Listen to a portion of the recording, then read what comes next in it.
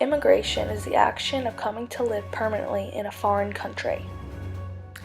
In our country, illegal immigration has become a controversial, hot-button issue. As Americans, we have a privileged mindset. Because we were born here, we forget the fact that our country was founded on immigration. Instead, there's a lot of talk of sealing the border to keep immigrants out of our country. But I feel that we should create more visas and make it easier for immigrants to become citizens. When they finally do make it to our country, most immigrants are treated cruelly, with unfair wages, harsh conditions, and harmful stereotypes. This is an injustice.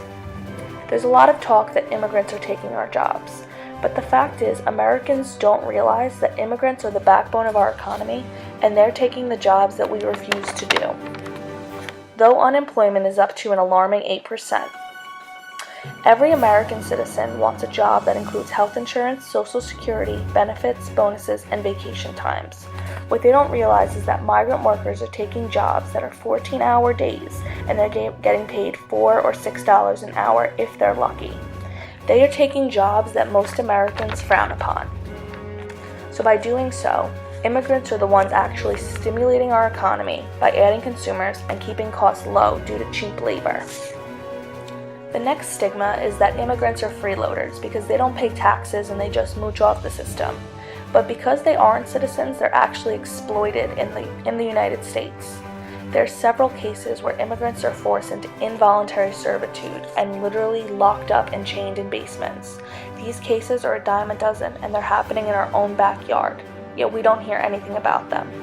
If 17 or 25 Americans were forced into involuntary servitude, it would cause a national media frenzy, yet we don't even hear of these cases.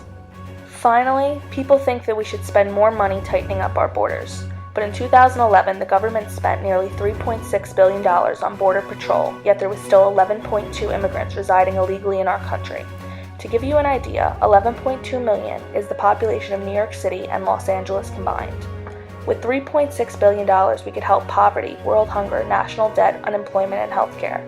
So if we're spending $3.6 billion and still having 11.2 million immigrants reside illegally in our country, what is that money really doing? Immigrants contribute so much to this country and ask for so little in return. I ask that we set aside our stereotypes and welcome the benefits both in our country and for the immigrants. I ask that you remember, above all, that no human being is illegal, and they should not be treated as so.